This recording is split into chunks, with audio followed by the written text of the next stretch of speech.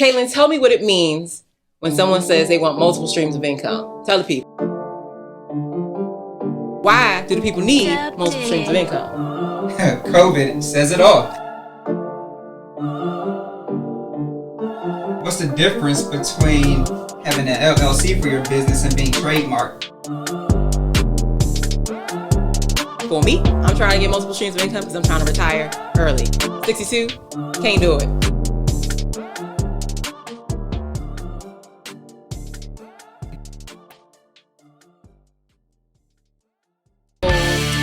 Last time we talked, I thought I was like this much closer to getting brooms. Turns out I was wrong.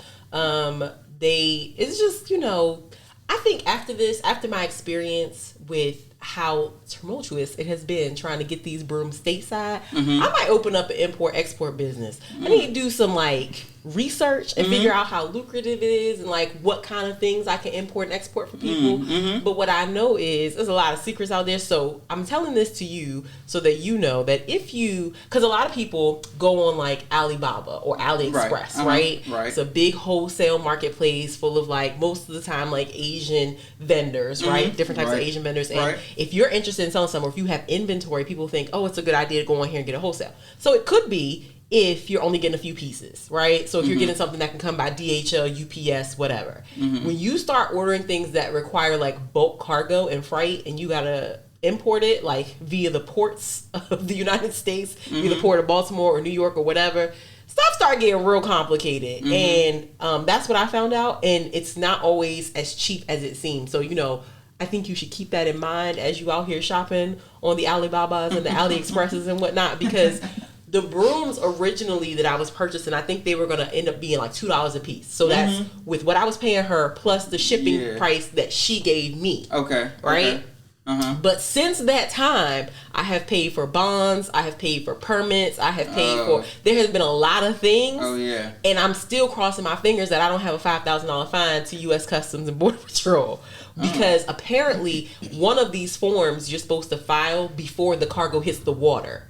And if you file it after the cargo hits the water, you're open for a fine up to $5,000. Now, my broker said she doesn't think it's going to happen because it's not a big enough shipment to flag CPB. Warrant, something like that. And they also can see that it's my first time. So they're okay, we'll let her off. She said usually those fines are reserved for people who are doing it on purpose. Yeah. But still, she's like, still, I'm just letting you know it could happen. Yeah, I ain't saying it won't happen. I'm not saying it won't happen either, right? So she don't hold me to it. But I'm saying this is what it looks like. So there are just so many things. And I haven't even got to all of it. It's just a lot. So I've learned a lot. I spent a lot more money. So at this point, it looks like what I thought was going to end up being $2 per piece is going to look to be about $5 or $6 per piece. Still way better than what I was paying stateside, right? Because I was paying $8 or $9 per piece to a retail vendor plus shipping. So at least I'll have them in inventory for whatever. But it's been painful. Oh yeah, I'm not gonna lie to you. It sounds like it. Yeah, now I'm over it. I'm ready to.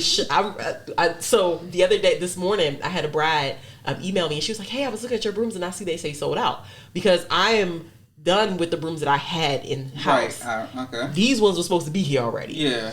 And so I'm stuck in the middle of: do I wait for these to get here and fulfill orders, or do I try to source these, which are costing me $20 a pop, sourcing them now internally in the United States. Yeah. And I'm at the point where I'm just about to let Pretty Prince rest for 3 weeks. I can't do it. Yeah, yeah. I'm tired. And it might be good for you. Yeah. Like you said, we heard it on multiple episodes where you thought you was going to be able to slow down. Yeah. But, you haven't had that time yet, so this might be a good time. One, for your physical self, just so you can rest, because you're doing a lot of stuff. But then also for the business, in that resting period, but then getting some time to actually focus on the business versus so much in the business. Exactly. So I think that's what I'm going to do. I think I'm just going to have to let that thing ride until by the time they hit the port on the 17th in New York, they should be here, she said, by the end of the month. So I think I'm just going to have to let these 3 weeks do what they do, and we going to see what happens, because I'm tired. Because also the other thing is, by the time I source them, more rooms stateside, it'll be 2 weeks before they get here anyway. So it kind of seems pointless anyway. Yeah. Okay. Anyway, that is currently what is going wrong in my life. How Good luck on everything. Thank you. Appreciate you. With me, come on, say it. Come on and say it. Grinding. Yes. You know, the space. Well, I've been announced that we had the space. Yes, but so now we finally set a date. There it is. We finally set a date after dealing with the multiple contractors and everything. And to be honest, it's still... You still not done? I mean, because it's like, so, and for us needing... Well, I ain't gonna say that. Yeah, it's still not done. Done, yeah. It probably won't be done. I mean, it's like, you know, it's like you finish one part. Uh-huh. And, you know, it's, so I'm going to tell you like this. It goes from, like, being completely dog dirty. Yeah. You know what I'm saying? Like, or just unattractive. Yeah. To now getting everything that you need in place. You know, like the plumbing, if you need, like, paint, electrical, at that point, then it looks good, but then it gets like right back dog dirty because it's like dust. It's like, so we had the fresh paint and everything. Yeah. Then we had some work come in there. Then that thing is like dusty. Uh-huh. The flooring is all, it's like it needs a deep clean. So it's just like, it still needs some work. Yeah. But it's like, you know, just. But you're on your way. It's us. Yes. Now doing the work. I don't have to really depend. On anybody else. Well, kinda. But overall, it is what it is at this point. I seen your contractor in one of the pictures you posted. Yes. I wanted to say something, but I was like, I'm gonna let it ride. Yes. So that's what I've been up to, and I've been grinding. I bet we had a live. A couple weeks ago? Last week? Was it last week? The first week, yeah. The first Wednesday few weeks in ago. June. So y'all know we do the lives with Wynn Briscoe from MD Department of course I'm going to get it wrong now, Small Business Development Center for the Regional Small Business. And Kaylin was like trying to interact with us on the live, but like trying to do stuff so at the I building. was in there, Yes, he was doing all the things, but he was holding it together. But yeah, so that's what I've been up to. Okay.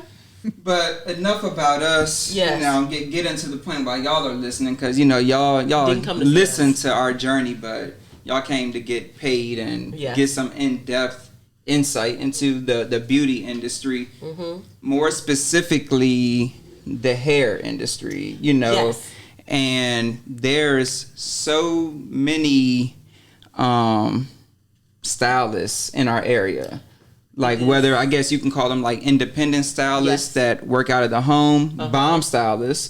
Then you have some that work out of like the Salon Plaza, the Solar Salons, you know, that type of model. Yeah, it's so many of them, which is a great, you know, next level up. But then there are still a lot of people, stylists, that aspire to have their own hair salon studio where they have multiple stylists working under them and the whole nine. Well, today, Stream Chasers, we got somebody that's been doing it and that has gone on a journey of different levels. So she's going to be able to dive into a lot of that stuff. And like I said earlier in the intro, just talk about like some of the challenges, because a lot of people at home, you know, you might be thinking that, oh, I'm booming. I got, you know, client after client, but then it's different when it's time to step out. It is. You know what I'm saying? Also different from, remember we had Jamie on, right? Yes. And Jamie was someone who owns a salon, but she's never been behind the chair.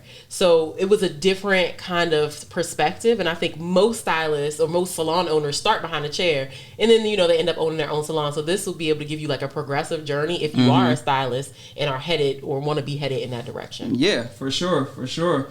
But enough of me talking. I'd like to go ahead and introduce our guest on today, Mrs. Kachina Fleet, for us, the founder and owner of Salon C'est Chic in Bowie, Maryland, I believe. Yes. Nice. I've just seen it from the pictures on Instagram, but when I say nice, like I brag to my wife often, it's like the style or the design of the studio of the salon is nice. It's like the nice wood, and it's like, I don't know if this is on purpose or if this was a photo shoot, but it's like nice black. It's like the attire, it just looks nice. I expect nothing less. Yeah, it looks nice. It's very well put together.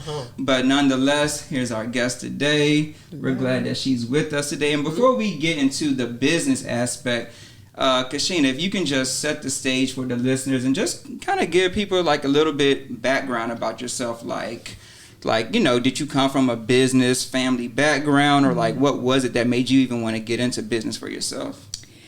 Well, hi, I'm Kachina Fleet, owner of Salon C'est Chic in Bowie, Maryland. Like he said, I have been a hairstylist for going on. I'll say I've been licensed because if you want to count the kitchen days, yeah. But I've been licensed for 17 years, wow. And I've been a salon owner now for going on 5 years. No, I have not. I did not come from a family of business owners.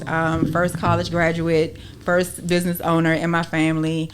And I went into business for myself because I just felt there was a need for good quality, luxury, upscale, professional, Black-owned hair salons in the area. I'm just kind of say it again. The way she broke that down, good quality, all of those things. Yeah. Start with the good quality, underscore that thing. Okay, all of those things. I've been. I have, like I said, I've been licensed since 2005. I have been a hairstylist in New York, Chicago, and here in Maryland. Although I'm from Maryland, born and raised in Maryland. I went to also Charlotte, North Carolina, is where I originally got my cosmetology license after I finished college. So I have, throughout my journey, I have experienced, different levels of service, I guess, in the hair industry, in the salons, and it was just always just something missing, like everywhere I went. So instead of me continuing to search for what I was looking for, I just thought it was a good idea to just create my own. Gotcha. So, and I could make it and tailor it to exactly what I wanted it to be. Gotcha. Okay. So I feel her. Yeah. And what I will say is, she said she started with good quality. Let me tell you something. There's a current, and you can tell me how you feel about it. There's a current sentiment among women that it is hard to find a stylist who cares for your hair anymore. Yes. Like, break that down. What you mean? So you can find a plethora of women who can give you a good style. So you're looking for a nice ponytail with the Barbie updo or the whatever. Like, you can find a plethora of women to do that, but a lot of them will not care for your hair, meaning help it grow, help maintain it. Right. People got edges falling out. They got heat damage. They got all of that. Right. And some stylists will style right over top of that and keep right on busting down the road. You know what I mean? You come in with broken hair, they gonna dye it anyway because you said that's what color you want and that kind of stuff. Like integrity. Like, that's what I mean, integrity behind the thing. And so I'm from St. Mary's County. Okay. And so it's a small place. The hairstylist that I grew up with, the hairdresser I grew up with, was an older woman. Okay. She was like 80 years old, but she was so good.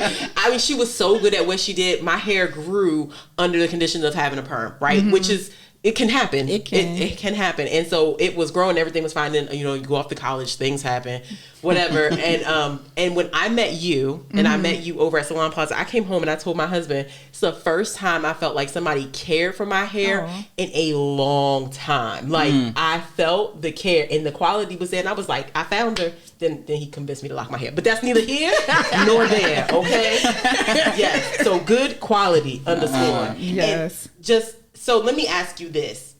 In your journey, how long was your journey before you decided that it was time to open a salon? Let's see. Like I said, I've 2005. I opened in 2017. Oh, okay. So that was what? 12 years? Yeah. 12 years. 12 years. So, go ahead. I was about to say, in that 12 years though, I always been like independent. I worked at I take that back, 2 commission-based salons during that time, but outside of that, I've always been like independent. What does that mean for the people? I'm independent as in a booth renter. So I've either booth rented at salons, or I've also been in Salon Plaza as well, because we just met at Salon Plaza. So I've done a Salon Plaza as well, and I've also done the salon. Okay. And you said at your experience in the salon, that was commission based?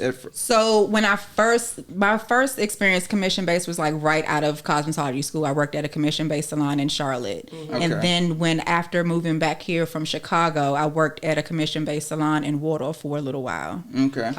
But even with that, I always was independent on the side too. So. Can I ask your opinion about that because I'm sure you have a perspective from an owner, but as a stylist, is there a preference to being independent versus being commission based? Well, I think everyone looks at being independent as I get to keep all my money. So, they think that's like the way to go. But it's not not always the case. Like, you have expenses, you have product, you have booth rent, you have marketing, you have tools, you have your investing in your education. So all of those things, I don't think people take account for when they want to like go straight to booth rent. Gotcha. Gotcha. Okay. So like the people that's hopping straight out there going to Salon Plaza trying to get their space. That's what you're talking about? Yeah, that, or even, because I think these days is more booth suites as opposed to salons that do booth rent. So either way. So booth rent and salon suites is essentially the same thing. You are independent in both capacities. So responsible for, well, I definitely know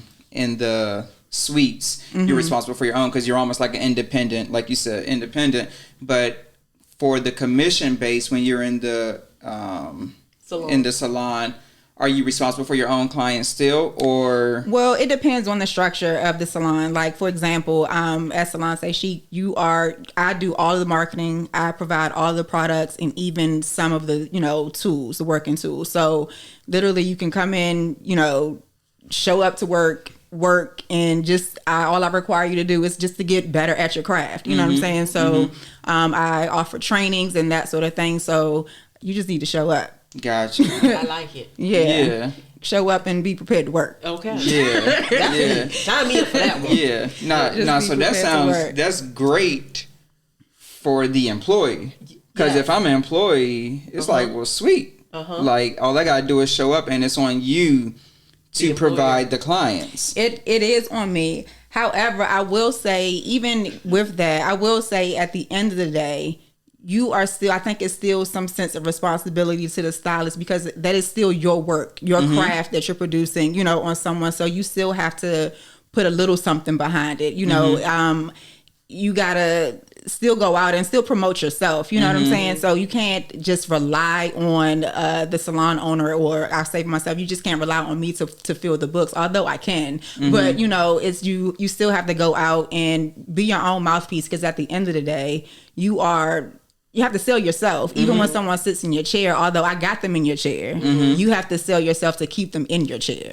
That's true. So, right. And currently in your salon, those stylists are getting paid on commission? Yes. Okay. So currently, all of my stylists are commission based. I opened, kind of teeter-totted whether I wanted to do a hybrid, which is have booth rental and commission, but I just settled on commission. Okay.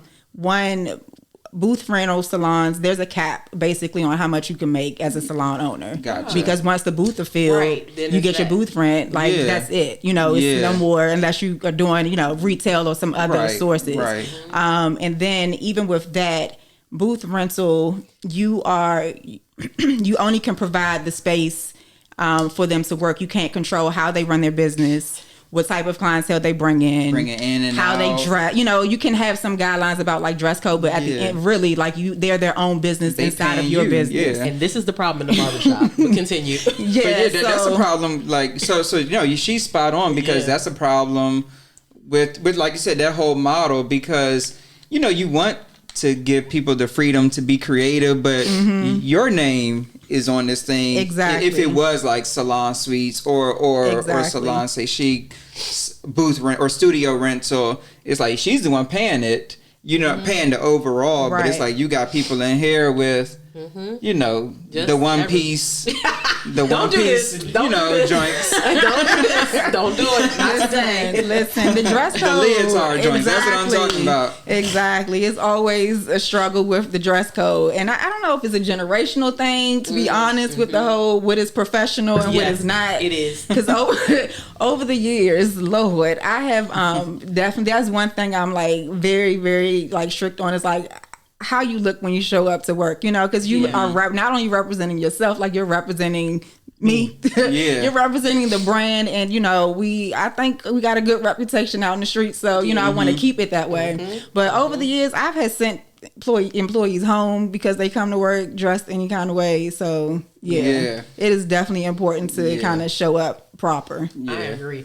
In the the commission-based structure, I think, is more popular in hair salons as opposed to like barbershops. So if your barber's listening, I think they do a lot of like the independent booth rental, which is why your barber show up at 12 o'clock when he said he got an appointment for 10. They just be any kind of way. Yeah. Like, and that's a thing, you know what I mean? Yeah. Because you want to have a brand and you want this to be master cuts or whatever, and people have to be there to do the thing. Right. So let me ask you a question about your commission schedule. Does everybody make the same commission? Is that how that works? So I have my commission structure is, yes, everybody gets the same commission off of the service. Now, what varies is the price point for each stylist. Okay. So yeah, the commission structure is the same across the board. So I have right now I have 4 tiers of level stylists. So if either, just depending on where you are.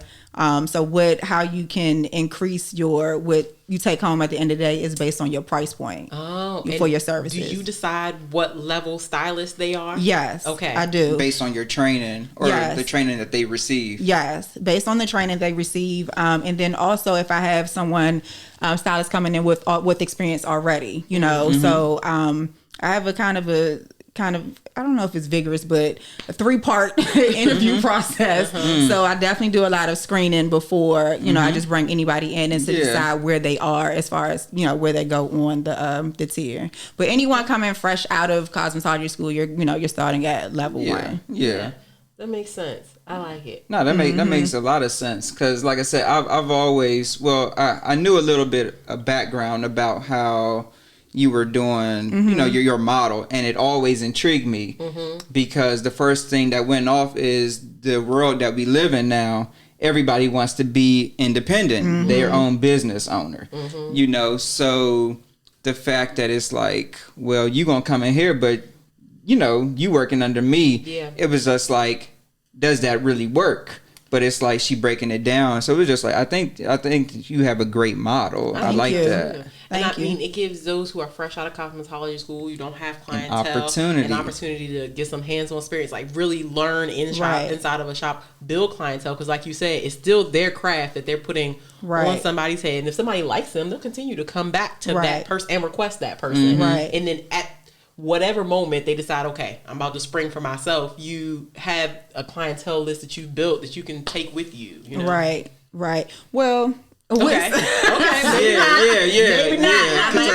So it's like, it's 2 things that you said. Okay. Tell me where I'm wrong. Go ahead. Not necessarily. To kind of go back to something you said about, the commission structure is not really known in like barbershop world, which is true. I do know some barbers that do operate that way, but I will say the commission based structure isn't really well known in black hair industry. It's more definitely white salons. You're for the most part there's commission structure. You're going in, there's no thing.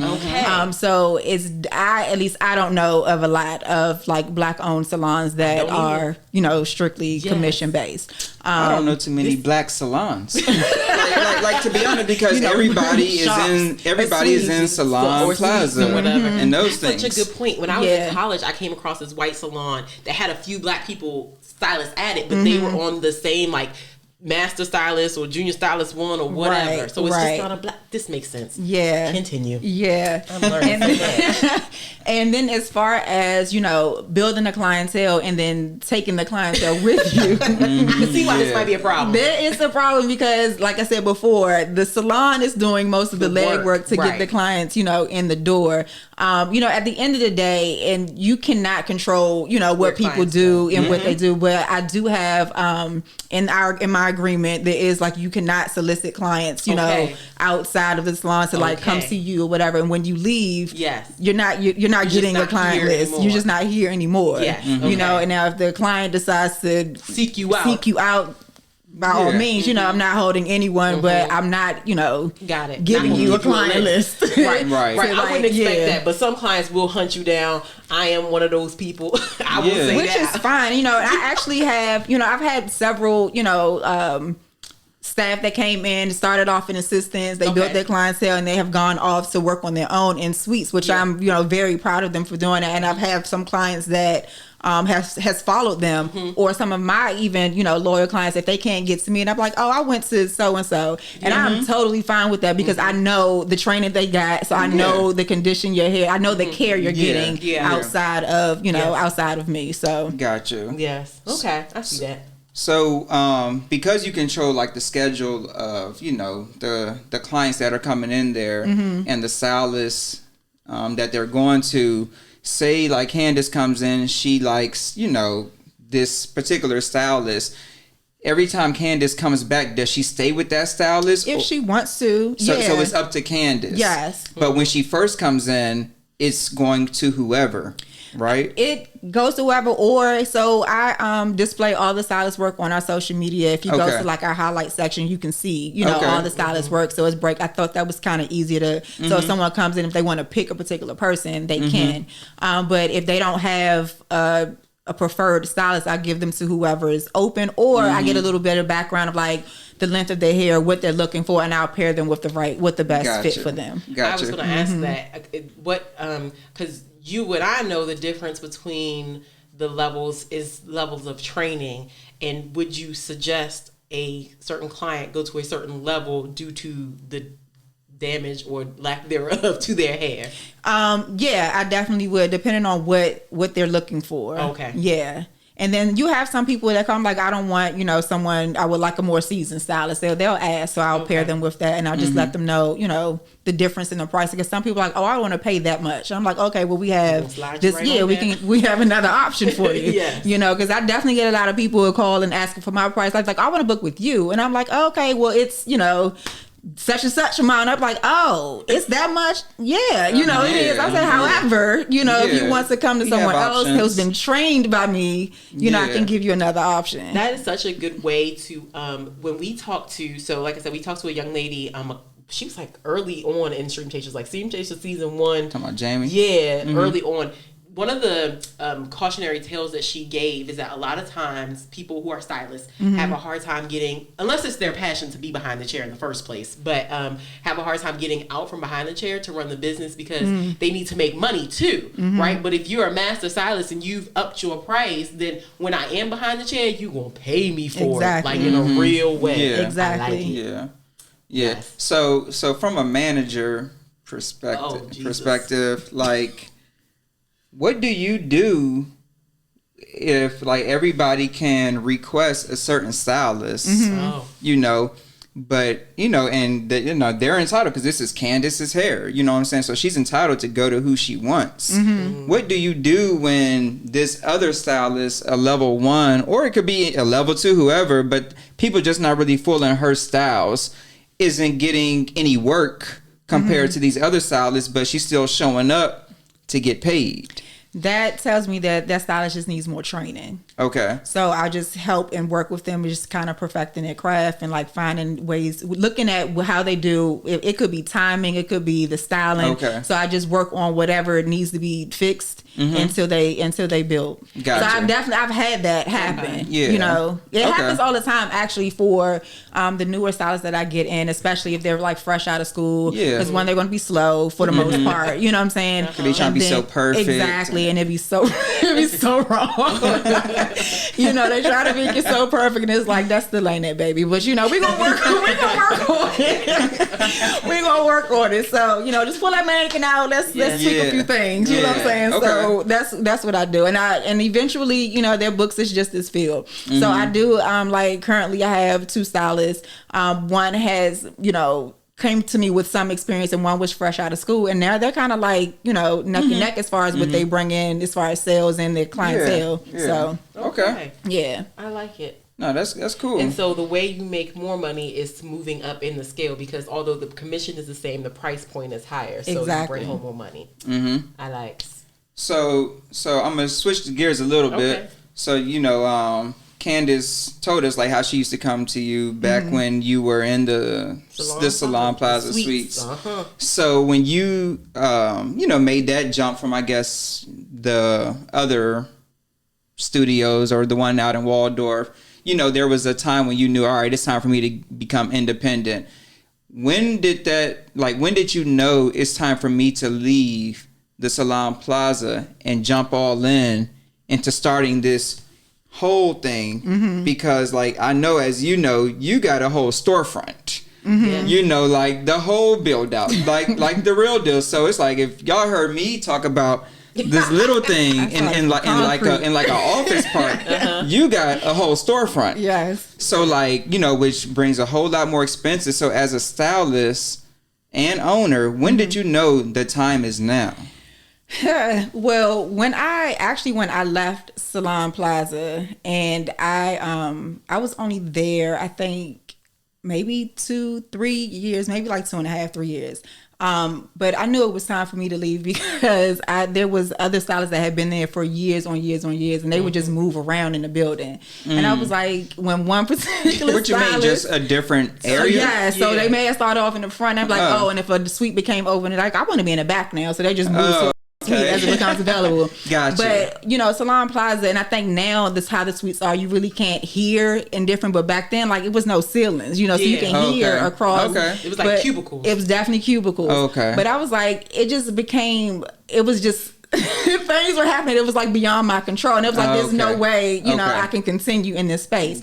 And then I also wanted to start. I felt like I wanted to be around people again, so I actually moved out of Salon Plaza and went to a salon. And booth rented Nihilist, which was a great situation because it was a retail space underneath the building that I actually lived in. So I literally just walked downstairs to work. So it was right. So it was a win-win. But even in that space, I was like, after like, I don't even know if it came close to a year. And I was like, yeah, I have to just, like, there's nowhere else for me to go. Let me just work on getting my own space. So talked to my boyfriend at the time. I was like, I want my own space. And he was like, do it. So we went and met with a consultant. They found me a location, you know, and I was like, all right.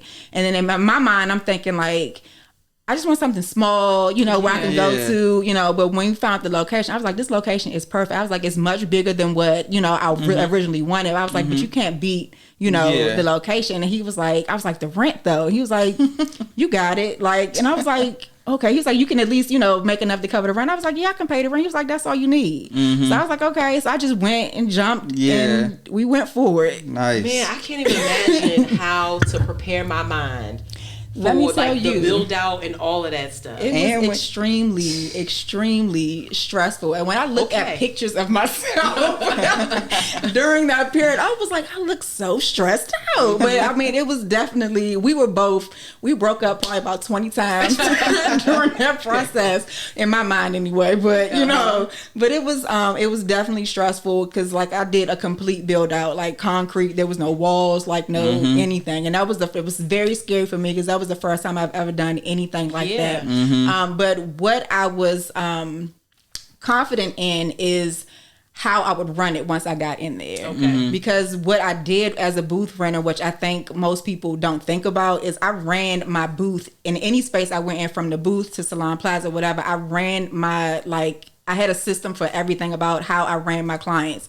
So it was very easy for me to just take how I was already operating and just go into a bigger space. Gotcha. So, you know, I already was working with assistants. I've already had like my LLC set up. I already, you know, was doing payroll. Like I already had employee schedules and, you know, client schedules and how I communicated, already had a business line. Like all of those things were already in place before I went into that space. I can say that because let me tell you, another chronically black thing, I'm just going to say it, is going into a salon and wait, like your appointment 10 o'clock, since you ain't sitting in the chair till 11 though, it's not going to happen. And that never happened with Kachina in the time that I saw her, which was another plus, because my time is valuable too. You know what I'm saying? It's like I sit here and it seemed like, at least in my experience going to salons all these years, the longer you had been seeing the stylist, the easier it was for your appointment time to slide. Because they got comfortable. They got comfortable. So it's like, I got like, she ain't going nowhere else. She ain't going nowhere. She know I know her hand. It's like, but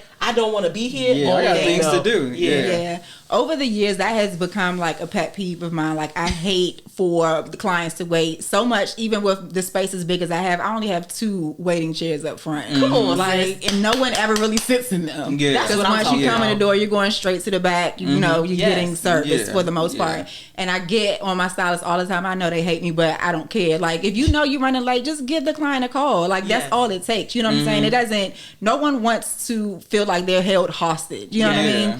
They got, if they want to go run a Starbucks or whatever, you know, run the Target, a bank run or whatever. Like, give them that space to do that. Like, that's not. It's not, you cannot control, you know, someone else's time in that way. And I really hate that. Yeah. I agree. I think I think it came from over the years. I cannot lie and say I have not once like been that stylist or been in that position where that happened, but I didn't like the feeling. Okay. So I changed that. So. And that's the same schedule that you kind of keep with you today. Yeah. And that's part of your brand. And like Candace was saying, like as a client, that's something that could be driving them back. So even if like the service or like the hairstyle, let's just say was an A-, you know, it's like, oh, it's good, but it's, you know, it could have been a little better. But you're like, but the service in terms of like, I get in, they say 11, I'm in there, it's a good vibe, and I'm gonna keep going back. Yes, every time. Just something off of that. Yeah, I mean, it's a good vibe when I've been locked for probably 5 years, because I think I started locking right before you opened your salon, so 2017, 2016, something like that. That sounds about right. And I know where I'm going when I cut these off. Like, there was not a question of what's going to happen when I cut these things off. It's just a matter of when that's going to happen. Gotcha. Okay? Nice. I appreciate that. It's all truth. I wouldn't lie to y'all, okay? Gotcha. So I want to take another step, actually a step back.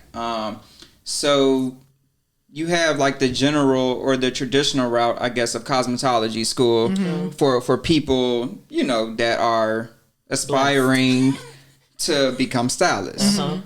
Is that the only, like, so to work in a salon, you have to be licensed? Yes. Okay. You have to be, well, I'm going to say mine. Okay. You have to be licensed to work in mine. And legally, yes, you are supposed to be licensed to work in salons. But I've definitely heard some stories. But is cosmetology school the only way to get licensed? No. You can do an apprenticeship. And that's working under a senior cosmetologist, like gaining your hours. But you still have to take tests. And it's up to that senior stylist to, like, I'll give the test and submit your like test to state board and that sort of thing. And you still have to sit for the state board exam. Okay. Do you provide that? I have not as of yet, but I am qualified to. Gotcha. Because and I have to go back. I don't know if they changed it, but the last time I looked into it, you have to offer 40 hours. Like, you know, like monitoring them. And I don't work behind the to do be in there for 40 hours. No, I'm not behind the chair that much anymore to offer that to someone right now. But that is something that is something I'm working towards, to have an apprenticeship program in the salon. Yes. Okay. Is that something that you I love hearing that you're not behind the chair that much. Do you miss being behind the chair, or do you like your current like schedule? So some days I do and some days I don't. So because I absolutely love like styling hair, I do. I go back and forth like I'm retiring. I done retired like so many times. Like, I'm not doing no more. Like, I'm closing my books and, I'm not doing it. But then I do miss it. So when I get into like a groove, I'm like, I really love this. But I do know as a salon owner, it is like impossible to really grow the business like you want to and like you need to from being behind the chair that much. So right now I'm down to 3 days behind the chair, and I'm about to cut it back to 2. Yeah. So just something to piggyback on. So my second job out of college, I was working for a small consulting company who did government contracts, but it was a small woman-owned company. The corporate headquarters, it was about 12 of us in there. So we worked like side by side with the CEO who had been in this business for 25 years. And I was the business development person. And she used to tell me, like, Kaylin, I know if you are or aren't doing your job by how much I'm in this office. Like, I should not be in this office because the more I'm in this office, that's letting me know that you're not doing your job because I'm not out making connections, going to conferences, doing like the networking things of building the business versus me coming in here sitting behind. For her, it was sitting behind the computer. For you, it would be sitting behind the chair. So I always thought about that. Like, that nugget, like the owner cannot or shouldn't always be like a percentage. Like it shouldn't be majority in the business. Like you said, outside doing other things, working on the business. Right. I have been working with business coaches or salon owner coaches since I've opened. Okay. So each one I've worked with 3 different ones, because I'm trying to find the perfect fit, the right fit, because that is a thing too. But they all like, you need to get from, behind the chair. So the current one, I'm like, all right, so how many hours you do behind the chair this week? And what's the numbers? All right, how can we do that without you behind the chair? Yeah. So now that but the key to that is definitely like having the right staff, and having the right number of people, on staff to make that happen. Gotcha. Yeah. How many stylists do you currently have at your salon? So right now I have, 1, 2, 3. Actually, I'm hiring a new one tomorrow, so 4, 5 including myself, and then I have 3 salon assistants. Okay. Yeah. And they do shampoo and shampoo, blow dry, and upkeep. Usually like the first pass of a silk press, like just kind of prep work for color. Okay. Whatever I need to do to make my part of the job easier. Right? So Gotcha. And I only hire salon assistants if they are currently in cosmetology school or have graduated. I was just about to ask. So like, is that like the first step, or are a lot of them on that path to becoming stylists? Yes, I made that switch. I don't know, I can't remember what year of the journey that I've made that switch, but before I would just hire anybody just to have them as an assistant, anybody that can do the job. But what I've learned is that's not going to help me grow, as a business. So I need people that I can start as an assistant and train them up to be a stylist. So, gotcha. Because I don't want you assisting me for 5 years, because that ain't gonna get you on me. Right, that's not gonna get neither one of us nowhere. Right. That's just gonna keep me in the same position. That's not what I'm trying to do. I like it. So your first year in business, if I can be a little nosy, because a lot of times people's first year in business, they run in the red. Did you have a red year? Absolutely. Okay. Listen, I'm just trying to be honest with the people. Yes, absolutely. Definitely started off in the red. When I opened the doors, it was just me. Like, I was the only person. When I first opened the doors, it was me, and I had one assistant at the time. Oh, my goodness. So definitely in the red the first year.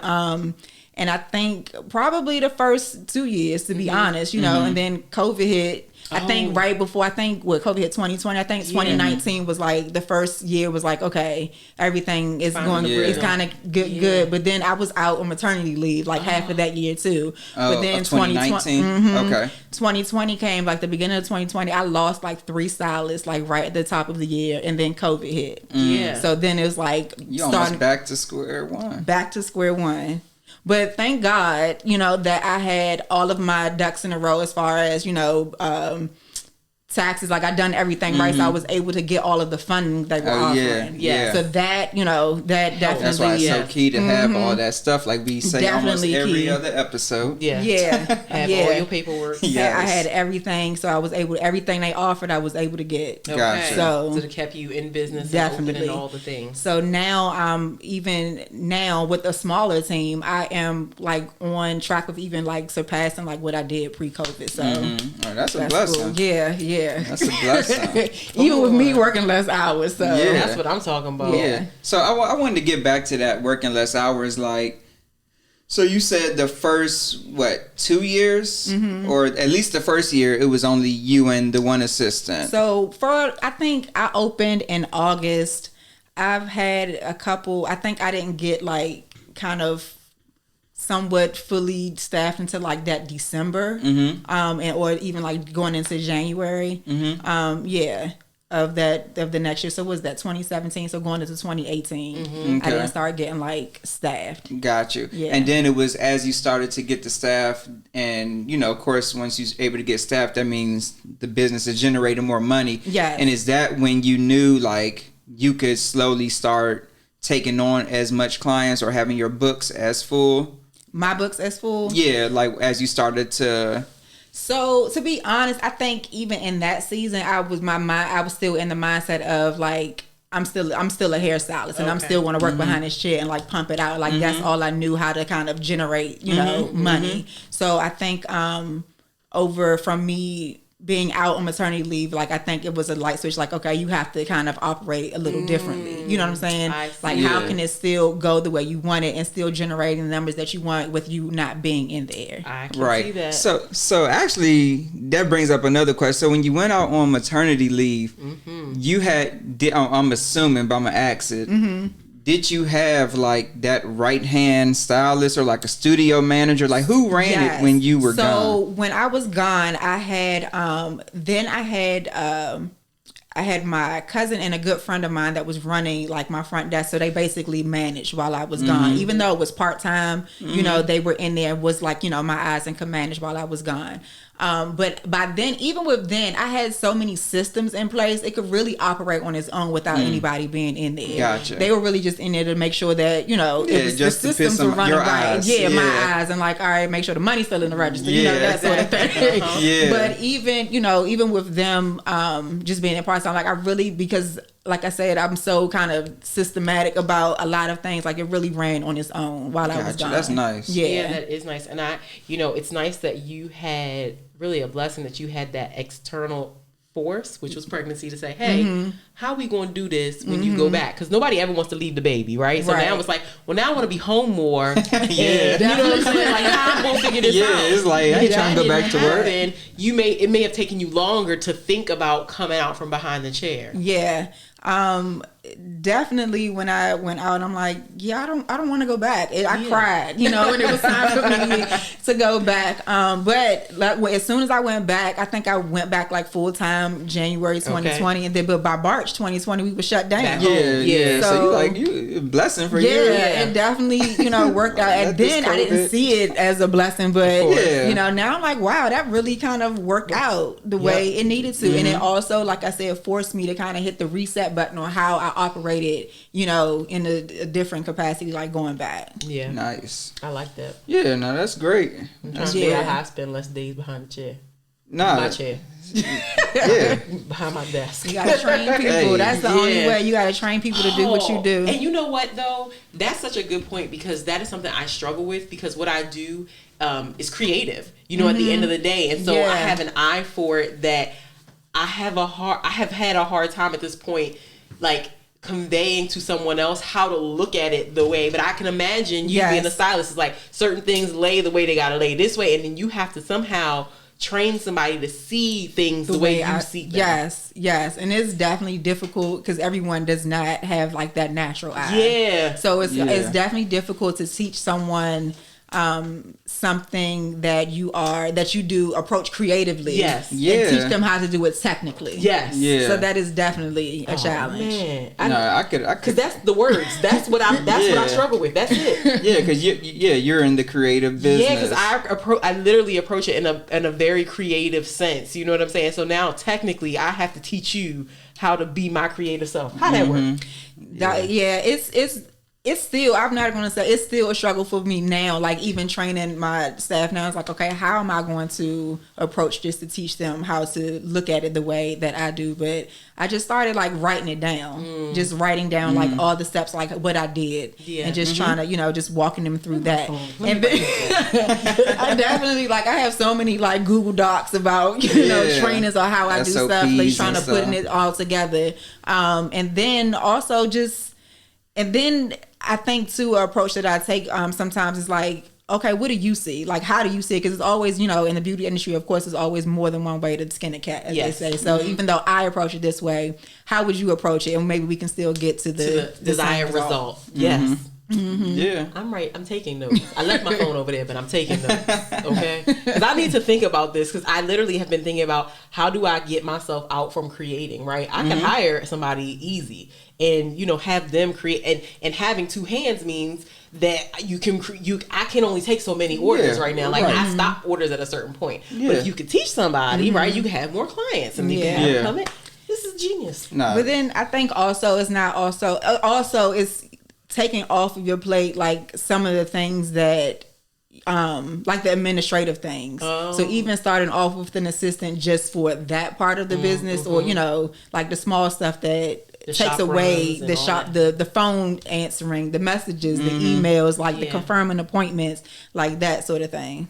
Okay. This reminds me, I need to get a posting out there for a job for that. For that, okay. Yeah. Because you're going to need somebody to take care of that kind of stuff. And that makes so much sense. Like, if you can get somebody to do those things, it frees up marginally a little bit of time so that you can, work on other things and then still have time, because that's the other part. If somebody else is doing the admin work, then that leaves you time to train. Because right now, like, I would not know where the time to train would happen. You know what I'm saying? Right. Like where I work at 9 to 5. Yeah, I work at 9 to 5. After 5, I'm doing have the kids. And I struggle with that too, because even it's like, like I said, talking to my coach, like, you have to train. I'm like, where?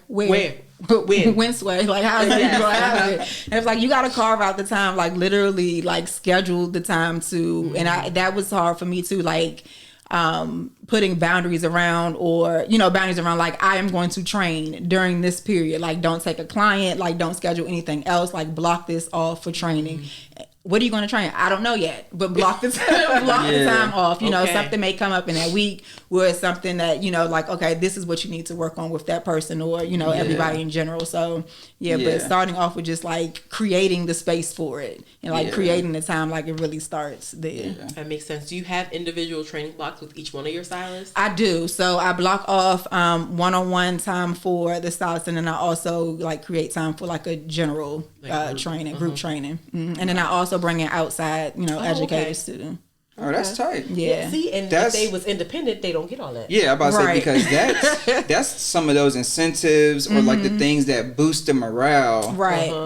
As an employee, they're like, I don't know what y'all doing over here, but it's like, but I know my manager is bringing in outside trainers, consultants, and we having photo shoots, and we doing all the things. Yeah. I can't even gonna lie. It took me a while to kind of get to that point, but that is definitely the path that we're on, and the path that I'm staying on. So. And it makes a lot of sense, because at the end of the day, the better they are, the more clients you're able to bring in, secure, and keep returning, because we all know a returning client costs less than having to secure a new one. Exactly. Right? So you want them to keep coming back, and then you want the stylist to feel good about themselves. Exactly. And it's like, and then how do I keep you feeling good about yourself, but also keep you here? Incentives. Right. Yeah. I like it. Yeah, I like that a lot. Now I got to figure out how to implement Kachina systems and plans and pretty prints. I'm sweating thinking about it. No, but that's that fun stuff to think about. Like, is it? Yeah. We are different. No, that's that fun stuff. Creative, that is really not the fun stuff. Well, see, for me, because I'm not a creative, I always say, like, anything creative, that's not my lane. Okay. Like, I don't do hair, I don't cut hair, I don't sing, I don't do art, I don't treat, I don't do nothing. But I just like this stuff to sit and think about strategy. Okay. So so for me, that's great. That's fun. The fun part for me is the being able to do the thing, which is why I asked her about being behind the chair, because I can imagine missing it sometimes, because it's a creative outlet. It is. But now I definitely have, like, cut down on the services that I offer. I cut off some of the things that I personally offer, not the salon. Yeah. So that definitely keeps me in a space of, like, still enjoying what I do. And not like, I don't like, dag, I got to do this. I don't even want to do it. I'm like, I don't have to. Somebody else can do it. Yeah. So I definitely, kind of pair the clients, like I said before, pair the clients where the stylist, where they're strong at. So. Do you have another master stylist in the salon? Right now, I don't. Okay. It's just right now I'm the only one. Okay. But I'm trying to get them up there. Okay. Yeah. All right. So that is the goal, because I know some places have, like, one master stylist and everybody else is like. Yeah. Well, I mean, that's the case now, but that's not what I want it to be. Not at all. I definitely the vision is to. Me not being the one to do all the training. So I want to have someone else in there, like, doing the training. It's like, I don't want to. So you can really be living. Exactly. I mean, that's y'all really got living it up. Yeah, exactly. Okay. And that's when we start talking about second locations, because that was my next question. Definitely want a second location. Okay. The goal is to definitely, like I say, have basically a training program was like in a book. here you go. Like someone literally can teach them everything that I've kind of put together, and I don't have to be the one doing it. So, and that's the way I would definitely want to expand to different locations. So the goal is for it to be, I'm educated at heart. You know, I've education background. I was a math teacher before I was a hairstylist. So is that what you went to college for? I went to college to be a math teacher. Okay. Nice. Yep, and I taught for 7 years, algebra, middle school and high school. Middle school, that's a blessing in that, because middle school is the worst. So we got to take a step back and go down that journey real quick. So you went to school. So you always was doing hair, I'm assuming, like you said. You know, you were just talented. Right. And then you went off to college. You graduated high school and said, all right, I'm going to college, get this good degree in math or, you know, whatever it was. And then you became a teacher. How did you transition from being a teacher to a whole stylist? Well, I always did both kind of simultaneously, to be honest. Hairstylist actually was my first passion, first love, and I wanted to do that even while I was in high school, but my parents kind of shut down the idea, and they were like, my mom was like, you're not going to do hair for the rest of your life, and I'm like, but I really want to do hair. They wouldn't even sign the papers for me to take it, you know, in high school, and I was like, all right, fine. They're like, you're going to school and you're going away, and I'm like, all right, great. So even like I always remember this, like 6th grade graduation, you know, they make you do these kind of figurines, like, what do you want to be when you grow up? And I was like, I want to do 2. I want to be a teacher and I want to be a hairstylist. So that's what I wanted to do.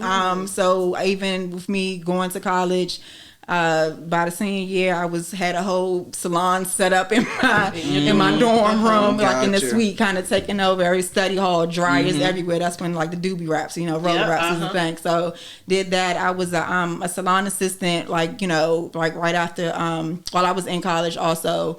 And then as soon as I graduated, I went and found me a cosmetology school in Charlotte and applied. I went to Dudley's in Charlotte. Took out a personal loan because I did student loans, so I couldn't do government money, I guess, at that point, because I'd already had it for college. So I went and took out a personal loan and went to school in part-time, cosmetology school part-time while I was teaching my first year of teaching, and that was like the longest 15 months of my life. But it was totally worth it, you know. So yeah, I taught, like I said, I taught for 7 years, but even with me teaching, I was in the salon part-time in the evenings and on the weekends. And everybody was like, well, when do you want to stop teaching? And I was like, when teaching, the salary becomes part-time money to me, you know? So that kind of was in my head, my transition. I went to, like I said, I went to school in Charlotte. I stayed there a couple of years after I graduated. From there, I moved to New York. While I was in New York, I was teaching, and I worked at hair salon part-time there by way of a connection that I've got in Charlotte.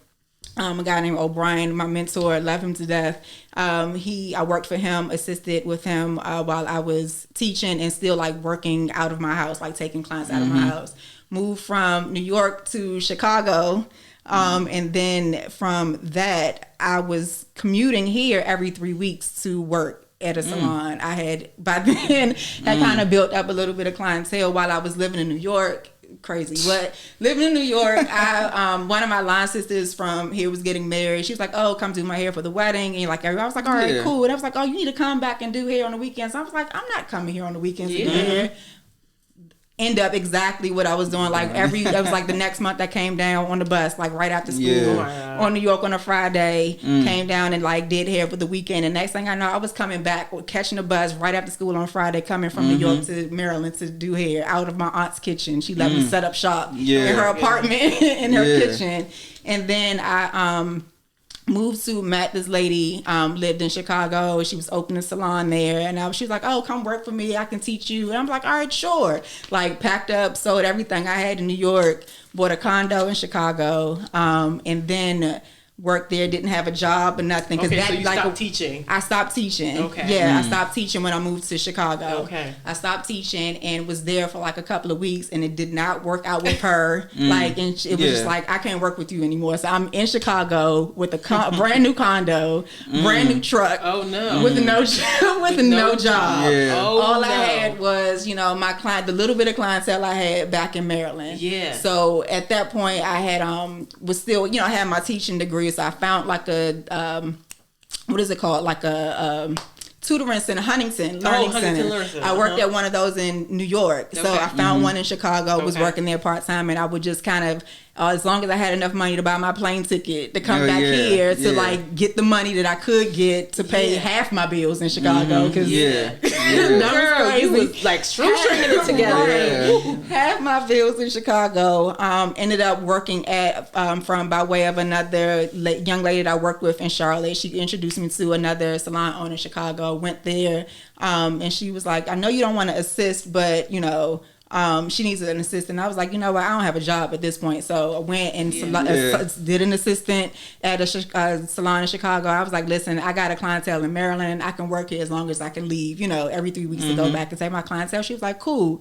So I lived in Chicago for 2 winters because the winters are brutal. And then one day I was like, yeah, I'm moving back. Like, it's too cold. And so I just packed up and moved back to Maryland. So I came back here with still the clientele. I was seeing my clients every 3 weeks. So I've kind of built up a clientele every 3 weeks. I was coming back here from Chicago, where came back and you know, started seeing them like every 2 weeks. And I was like, this is still not enough money. I was living with my grandmother, like sleeping in the bed with her. Like, it was crazy. So, and they was like, why don't you just teach? Like, go back and teach. Like, you had the degree, go back and teach. I was like, all right. So a girlfriend of mine I went to high school with, she was a principal at a charter school in DC. So I went there. She got me, you know, set me up on an interview, got the job. So I taught in the DC charter school for 1 year. And I was still like literally working 7 days a week. I would jet right out of there, coming from Northwest to Camp Springs, an hour commute every day just to kind of like get my clients. So, and then after a year of that, I was like thinking to myself, like, oh, I can do this for another year, you know, at least like stack the money to teach them. But they didn't renew my contract. So I was like, okay, well, I guess this is it. So that's how I started being a full-time hairstylist. Gotcha. Now, so, I think that's great because, like, just to hear that whole background. I'm about to say, it didn't feel great. It didn't feel great. But that's not where she's at. But that's that motivation that so many people need or to hear, to inspire them, because one, it's like you don't have to know, well, you knew what you wanted to do, so I'm not going to say that, but you don't have to know how you're going to get there. Know how you're going to get there if you didn't get that college degree in it, you know, or at 22, because we know, we've talked about this plenty of times, it's like, I'm sure so many people of our age, generation, their parents were all like that. Like, you want to study art, you're a joke. Exactly. You want to study dance? Get out of here. Hair? It's like, you better be doing some business. Federal government. Yeah, some science, you know, stuff like that. My family was like that. So it's like the fact that you kept with it, you know what I'm saying, and had the dedication to it is really what made it work. It is. And when you're in the thick of it, I think it's good for people to hear, because when you are in the thick of it, when you fly from Chicago to Maryland and you only got half the money for your bills, if you're like, what am I doing? This is crazy. What am I doing? Am I tripping? I mean, when I say it was like, I'm in Chicago condo with like no heat in the winter, like using my oven to like heat up my condo. It was crazy. Yeah. And then, but look at her now. And Stream Chasers, if y'all not familiar, like, because we actually have like a lot of listeners that's not in the DMV area, but it's like Bowie is probably one of the most expensive place, probably in PG County, and that's where she's located at. With a big old store. And at the end, we'll get her Instagram name and all that, where you can follow her. But like I said, when you look at the images of the salon, it's nice. So it's like from that to this, from the shoestring Chicago budget. Okay. All right. To like, say chic. What bill am I paying this month? Like, what's about to get cut off? Yeah. When you're in the thick of it, sometimes it's hard. Obviously, it's hard to see the end from the middle. So knowing that you just gotta keep pressing forward, one day at a time, one foot in front of the other. Yeah, and it's definitely hard too when you come from a family that's like, no, what are you gonna do for insurance? Like, what if you get sick? And like, because every year that I was teaching, I'm like, I'm not teaching anyone. I'm like, no, you need to go back. So the last year, I didn't even tell my parents. Like, I didn't even tell my family. Like, I didn't, you know, wasn't going back. I just did it. And my dad was so upset with me. He was like, I can't believe you're not teaching. And I was like, Dad, like, I'm going to be okay. And then eventually he was like, you make a lot of money doing here. And I'm like, yeah, I told you. So, Yeah, it's hard. I mean, I know my dad was like federal government. Like he didn't want to hear nothing else unless you was talking about the federal government. And I was like, I don't know what's so special about the feds. Yeah, it's not that special. Let me tell you from the inside out, it's not that special. But I get it. So any like other creative passions kind of had to be like, you just put those on the side or do it as a side hustle and try to figure it out. Right. Phew, boy. Yeah. We have gone on a journey today. No, we have. So before we wrap up, so we know you said you want to get into or a second location and bring on somebody else to train, stuff like that. Like outside of that, do you have any other plans that you can or would like to disclose in terms of like, different income avenues and like things that you see, whether it's in, this business or other things for you? On a personal level? Well, yes, I do have both. Actually, on a business level, I am going to. I'm getting ready to start teaching classes. And having classes on basically like how to run your own salon business, or how to just increase clientele. Because even though people want to be in a suite, it's still like how to make that profitable for you, like how to make that work. So I'm definitely working on some classes for that, for another stream of income. And then on a personal side, I definitely want to get into some vacation homes. So that is. I love Florida. I love the beach. That's like my happy place. So I need some property near some water. I feel you. So I think that's tight. It's crazy because like Candace said, we had another salon owner, Dominican hair salon, and so when you look at her multiple strengths, she has the salon, and then shortly after she came on the show, she was getting her vacation homes, Airbnb, but she does hers in Dominican Republic. Oh, okay. Yeah, and looks nice. So it's like multiple streams. Yeah. Yeah. And when you open your second salon, are you thinking of you owning the salon? Are you thinking franchise? Do you have a thought or opinion on that? I think yes. Eventually, I do want to franchise it, but I'm thinking the second one probably will be I will own the second one until I kind of get how multiple locations, the system of that. So when I figure like kind of get that system down pat, then I'll think about franchising. But later down, like my end goal is to have a school.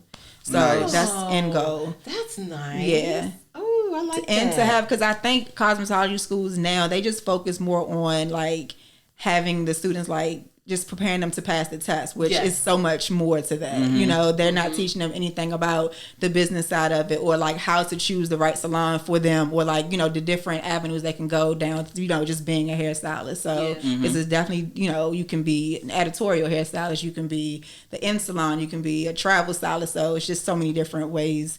And then not only just being just a hairstylist, do you want to be a colorist? Do you want to be an extension specialist? Because those are definitely different, avenues. So I see. Now before we wrap, just one last question. I should have thought of it earlier, but I think in the state of Maryland, a lot of like natural services don't require a license. I think they've changed that. Have they? I think they I think you have to have. I think they have like a natural stylist certificate now. They even have what they call just the I don't know if it's called a limited cosmetology or is it just hairstylist, where cosmetology you have to learn everything like hair, skin, and nails. Oh, okay. So now they have a track where you can go just to learn hair. Okay. Yeah. I always wondered about that, because there are so many braid shops. Right. And, as locks became more and more popular, then you got a bunch of locticians. And it's like, some of y'all don't know what y'all doing. But right. I'm not going to play no elbows and say no names. I need a license. But anyway. Right. That's all I got. Right. So, if the people want to find you on the interwebs or out in the world, where can they find you? They can find me on Instagram. My personal page is Kachina Fleet, KACHINA CFLEET. The salon's page is at Salon C'est Chic, and that's Salon CESTCHIC. And then also our the website salonsaychic.com. There you go. Book your appointment today. Please.